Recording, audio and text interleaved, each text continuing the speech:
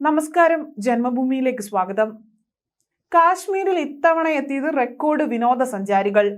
ഈ വർഷം മെയ് വരെ 12 ലക്ഷത്തിലേറെ വിനോദസഞ്ചാരികൾ കാശ്മീരിൽ എത്തിയതായാണ് കണക്കുകൾ സൂചിപ്പിക്കുന്നത്. ആർട്ടിക്കിൾ 370 പിൻവലിച്ചതിനു ശേഷം ഇതാദ്യമായാണ് ഇത്രയേറെ വിനോദസഞ്ചാരികൾ കാശ്മീരിൽ എത്തുന്നത്. ഇതുവരെ 12.5 ലക്ഷത്തിലധികം വിനോദസഞ്ചാരികൾ കാശ്മീർ സന്ദർശിച്ചിട്ടുണ്ടെന്നും നിലവിലെ ട്രെൻഡ് അനുസരിച്ച് 2024 വർഷം മുൻപുള്ള എല്ലാ റെക്കോർഡുകളും തകർക്കാൻ സാധ്യതയുണ്ടെന്നും ടൂറിസം വകുപ്പ് ഉദ്യോഗസ്ഥർ പറഞ്ഞു. നിലവിൽ ശ്രീനഗർ നഗരത്തിലെ എല്ലാ പ്രാദേശിക ഹോട്ടലുകളും ഗുൽമാർഗിലെ സ്കീ റിസോർട്ടും പഹൽഗാം, സോനാമാർഗ് എന്നീ ഹിൽ സ്റ്റേഷനുകളും ജൂൺ പകുതി വരെ ബുക്കിംഗ് ആയി കഴിഞ്ഞിരിക്കുകയാണ്. മാത്രമല്ല, പ്രാദേശിക ഗസ്റ്റ് ഹൗസുകൾ, ഹോം സ്റ്റേകൾ, ദാൽ, നിജിൻ തടാകങ്ങൾ എന്നിവിടങ്ങളിലെ ഹൗസ് ബോട്ടുകൾ, കാശ്മീരിലെ മറ്റ് താമസ സൗകര്യങ്ങൾ എന്നിവയുടെ കാര്യത്തിലും സമാന സ്ഥിതി തന്നെയാണ്. മെച്ചപ്പെട്ട ക്രമസമാധാന നിലയും നിലവിലുള്ള സമാധാന അന്തരീക്ഷവും മൂലം വിദേശ വിനോദസഞ്ചാരികളിൽ കാശ്മീരിലേക്ക് നല്ല തോതിൽ എത്തിത്തുടങ്ങി എന്നതാണ് ഇതിനു പിന്നിലെ കാരണമെന്ന് നാട്ടുകാരും പറയുന്നു.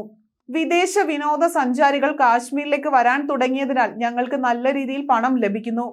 ഇതിനു പുറമെ വിദേശ വിനോദസഞ്ചാരികളിൽ ഭൂരിഭാഗവും ഉയർന്ന നിലവാരമുള്ള വിനോദസഞ്ചാരികളാണ്. അവരുടെ താമസ സമയത്ത് ശരാശരി ചിലവ് ശരാശരി ആഭ്യന്തര വിനോദസഞ്ചാരികളെക്കാൾ കൂടുതലാണ്. ആഭ്യന്തര ടൂറിസ്റ്റുകൾ ഇല്ല എന്നല്ല, ഹൈ എയ്ഡഡ് അതിഥികളെ ഉൾപ്പെടുത്തുക. താഴ്വാരയിൽ ഞങ്ങളുടെ പക്കലുള്ള നക്ഷത്ര ഹോട്ടലുകളിൽ ഈ ദിവസങ്ങളിൽ പൂർണ്ണമായും ബുക്കിംഗ് ആണ് എന്നൊരു കാശ്മീരിലെ ഹോട്ടൽ ജീവനക്കാരൻ പറഞ്ഞു. കാശ്മീരിൽ ഈ വർഷം വിനോദസഞ്ചാരികളുടെ വരവ് കുറയ്ക്കാനുള്ള ഒരു കാരണം രാജ്യത്തിന്റെ മറ്റു ഭാഗങ്ങളിൽ ഉയർന്ന താപനിലയാണ്. തീർച്ചയായും ഷിംല, ഡാർജിലിംഗ്, നൈറ്റിനാൾ തുടങ്ങിയ ഹിൽ സ്റ്റേഷനുകൾ രാജ്യത്തുണ്ട്. എന്നാൽ കാശ്മീരിലെ പോലെ വിനോദസഞ്ചാരികളെ ആകർഷിക്കാൻ അവയ്ക്ക് കഴിയില്ല എന്നും 4 പതിറ്റാണ്ടിലേറെയായി ബിസിനസ്സിലുള്ള പ്രാദേശിക ടൂർസ് ആൻഡ് ട്രാവൽ ഓപ്പറേറ്റർ പറഞ്ഞു.